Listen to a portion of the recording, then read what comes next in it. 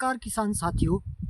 Researches कहती है कि जो एक एक फुल्ली मैच्योर प्लांट होता है, पूरा वयस्क पौधा होता है जिसका फ्रेमवर्क पूर्ण हो गया है, उसको आपने फ्रूटिंग पर लाना है तो उसके लिए जो NPK की रेशो है वो है 350 ग्राम फॉस्फोरस, वो भी एक्चुअल, और 700 ग्राम नाइट्रोजन एक्चुअल नाइट्रोजन, और इसका डबल 1400 ग्राम पोटाश एक्चुअल पोटाश। इस तरह का सूत्र बना करके हमें चलना होता है। यदि आप प्राकृतिक खेती करते हैं तो आप इस तरह के शेड्यूल में कैसे बदलाव लाएंगे, यह इस वीडियो में डिस्कस करेंगे। देखिए, ये छोटा पौधा है आपके पास, इसको अभी जो नाइट्रोजन है वो भरपूर चाहिए। जब तक इसका फ्रेमवर्क पूरा नहीं होता, जब तक यह अपनी कैनोपी पूर्ण नहीं बना लेता, तब तक इसको नाइट्रोजन कंटिन्यूसली देनी होती है। हमारे पास नाइट्रोजन के दो ऐसे बड़े सोर्सेज हैं जिससे हम प्लांट को या हर फसल को नाइट्रोजन अवेलेबल करवा सकते हैं। प्राकृतिक खेती में स्पेशली एक जो सोर्स है वो है द्विदलीय दालों को लगा करके इसके प्लांट बेसिन में द्विदलीय दालों को बीज करके एटमॉस्फेरिक नाइट्रोजन को पकड़ करके अपनी जड़ों में संग्रहित करते हैं, क्योंकि उनकी जड़ों में माइकोराइजा जैसा बैक्टीरिया काम करता है और वो वातावरण की नाइट्रोजन को पकड़ करके अपनी जड़ों में संग्रहित करके रखता है। जो हमें गांठे जैसी जड़ों के पास नोड्यूल जैसे बनते हैं वो एटमॉस्फेरिक नाइट्रोजन है, लेकिन यह अवेलेबल फॉर्म में नहीं है। वहाँ से आगे का काम फिर नाइट्रोजन को तोड़ने वाले बैक्टीरिया करते हैं जो स्पेशली उसी काम में लगे होते हैं।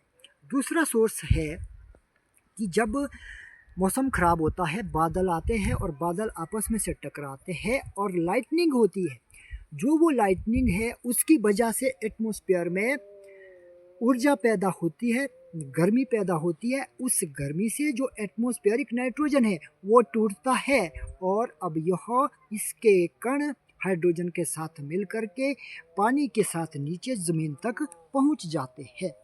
यह इस तरह की नाइट्रोजन को भी पौधा नहीं ले सकता है। इससे आगे का जो प्रोसेस है वो पूरा करते हैं माइक्रोब्स। तो यदि आपकी ज़मीन में माइक्रोब्स है तो ही यह इस तरह की नाइट्रोजन पौधे के लिए अवेलेबल हो सकती है। यदि बात की जाए केमिकल यूज़र की, तो वो तो अवेलेबल फॉर्म का कैल्शियम नाइट्रेट ही डाल सकते हैं जो जिसको पौधा डायरेक्ट ले सकता है। अब आगे जा कर के यह पेच कहाँ फंसता है, इस बात पर आप गौर कीजिएगा। मान लीजिए आपका पौधा अब बड़ा हो गया, जब तक हमारा फ्रेमवर्क बन रहा होता है, पौधे की वेजिटेटिव ग्रोथ आ रही होती है, तब तक हमें कोई दिक्कत नहीं है। आप कैल्शियम नाइट्रेट डालते रहिएगा, नैनो यूरिया करते रहिएगा, आपका काम निरंतर चलता रहेगा, वेजिटेशन में नो प्रॉब्लम। प्रॉब्लम आती है जब हम पौधे को डाइवर्ट करते हैं रिप्रोडक्टिव ग्रोथ में। रिप्रोडक्टिव ग्रोथ क्या होती है, वेजिटेटिव ग्रोथ क्या होती है, यह आपको अच्छी तरह से समझ में आना चाहिए। मान लीजिए इस तरह का पौधा है, यह इस बारी इसमें मार्च में यहाँ कट लगा हुआ है और इसको हमें अभी चाहिए वेजिटेटिव ग्रोथ। तो इसमें लगभग ये आप देखें माने 3 फुट की ग्रोथ इसने ले रखी है और यही हमारा उद्देश्य भी था और वो पूर्ण हुआ। जब पौधा फुल्ली मैच्योर हो जाता है, वयस्क हो जाता है, 4-5 साल का हो जाता है और इसका फ्रेमवर्क पूर्ण हो जाता है, अब हमको पौधे से फल लेने होते हैं। जब हमें पौधे को रिप्रोडक्टिव ग्रोथ में डालना होता है तो हमें जो नाइट्रोजन है इसको कम करना होता है, तब जाकर के यह नई फल कलिका का निर्माण कर सकता है। इस पॉइंट पर जो केमिकल यूज़र है वो फंस जाता है। कैसे, आप देखिए, इधर देखिए, जैसे ये पौधा है हमारे पास यहाँ पर, ये अब पूरा मैच्योर हो चुका है। ये 6 साल का प्लांट है, ये 2019 की ग्राफ्ट है। यहाँ पर इसका फ्रेमवर्क पूरा हो रखा है। यह वर्टिकल एक्सिस पर यह प्रोनिंग सिस्टम हमने इसमें अपना रखा है। और ये जो इसकी ब्रांचेज है, ये जो फर्स्ट स्कैफोल्ड की ब्रांचेज है इसकी, यह परमानेंट है।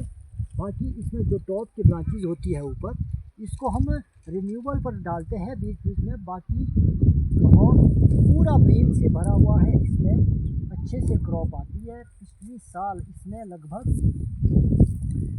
30 से 35 किलो सेब का इससे हमने उतारा है। जब पौधा इस स्थिति में पहुंचता है तो हमें नाइट्रोजन को कंट्रोल करना होता है। यहाँ पर जो केमिकल यूज़र है उनको क्या परेशानी आती है, मान लीजिए जैसे प्राकृतिक खेती करने वाले किसान हैं, वो क्या करेंगे, जो एक तरह की नाइट्रोजन है, जैसे हमने बोला 2 सोर्स होते हैं नाइट्रोजन के। एक है जो द्विदलीय दालों को लगा करके पौधे को नाइट्रोजन दी जाती है, दूसरा है एटमॉस्फेरिक नाइट्रोजन जो लाइटनिंग के माध्यम से नाइट्रोजन पहुंचती है। तो यहाँ जो प्राकृतिक खेती करने वाले किसान है वो क्या करेंगे कि यहाँ पर ये जो द्विदलीय दालें हैं उसको लगाना बंद करेंगे। और यदि फिर भी ज़्यादा हो रही है नाइट्रोजन, तो हम इसमें जो इसका प्लांट बेसिन है इसमें हम बीजेंगे गेहूँ और जौ, क्योंकि जो गेहूँ और जौ है वो ज़्यादा नाइट्रोजन को अपनी ओर अट्रैक्ट करते हैं और यहाँ से नाइट्रोजन को वो उठा देंगे पौधे के लिए, फिर कम बचेगी और पौधा रिप्रोडक्टिव ग्रोथ पर ले जाने में हमें मदद मिलने वाली है। और जो केमिकल यूज़र है उनको क्या परेशानी यहाँ आने वाली है, मान लीजिए आज तक पौधे को बनाने में उन्होंने कैल्शियम नाइट्रेट का यूज़ करा, क्योंकि जो नाइट्रेट फॉर्म की जो फर्टिलाइज़र है उसको पौधा नाइट्रेट फॉर्म में ज़्यादा ग्रहण कर सकता है, तो वेजिटेशन करवाने में हमें कोई भी प्रॉब्लम नहीं आएगी। प्रॉब्लम यहाँ क्या आएगी, जब आपने नाइट्रोजन पौधे की बंद कर दी, कैल्शियम नाइट्रेट डालना आपने बंद कर दिया, तो अब पौधा नाइट्रोजन कैसे लेगा। अब आप बोलेंगे कि क्या केमिकल यूज़र के लिए लाइटनिंग वाली नाइट्रोजन नहीं आएगी, क्या आएगी, सबको आती है। लेकिन यहाँ विडंबना क्या पैदा होती है, जो केमिकल यूज़र है आज तक आपने कैल्शियम नाइट्रेट डाली और उसकी वजह से जो आपके सॉइल की माइक्रोबायल एक्टिविटी थी वो बाधित हुई है, यहाँ से जो माइक्रोब्स है वो मर गए हैं। जब सॉइल में, मिट्टी में माइक्रोब्स नहीं होंगे तो एटमॉस्फेरिक नाइट्रोजन जो लाइटनिंग की वजह से पानी के माध्यम से ज़मीन पर पहुंची थी उसको कन्वर्ट करना था नाइट्रेट फॉर्म में, वो कौन करेंगे, माइक्रोब्स, वो तो वहाँ पर नहीं है। तो यह नाइट्रोजन कुछ टाइम के लिए ज़मीन पर तो रहेगी, लेकिन जो नाइट्रोजन है दोस्तों, यह एक ऐसा चंचल पोषक तत्व है, यह ज़्यादा देर तक एक जगह में नहीं रह सकता, यह तुरंत हवा में उड़ जाता है या पानी के साथ बह जाता है, यह स्थिर नहीं है, क्योंकि यह इसका जो परमानेंट स्थान है वो हवा में है, क्योंकि हवा में 78.5% नाइट्रोजन है। तभी तो कहा जाता है यह जो नाइट्रोजन तत्व है यह इसका जो एक परमानेंट घर है, परमानेंट हाउस है, वो हवा ही है और ज़मीन से भी यह उड़ जाती है। माइक्रोबायल एक्टिविटी ना होने के कारण केमिकल यूज़र इस सुविधा का लाभ नहीं उठा सकते।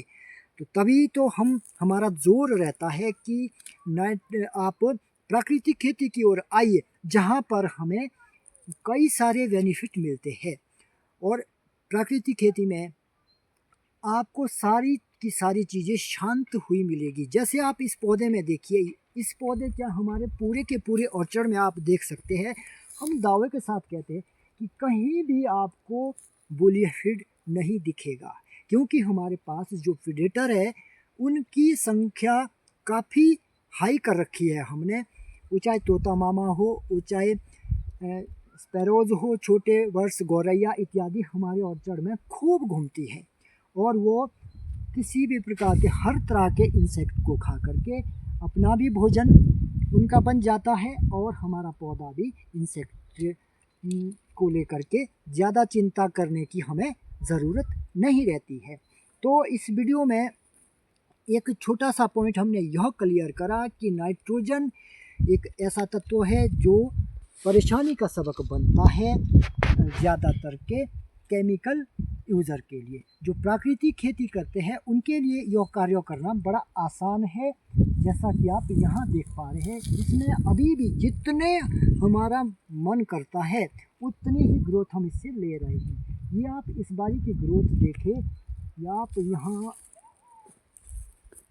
यहाँ आप देखें, नज़दीक से मैं दिखाने की कोशिश करूँगा। ये इस बारी इसकी जो ग्रोथ है लगभग ये 1 फुट से 14-15 इंच का इसमें ताज़ी ग्रोथ आई हुई है।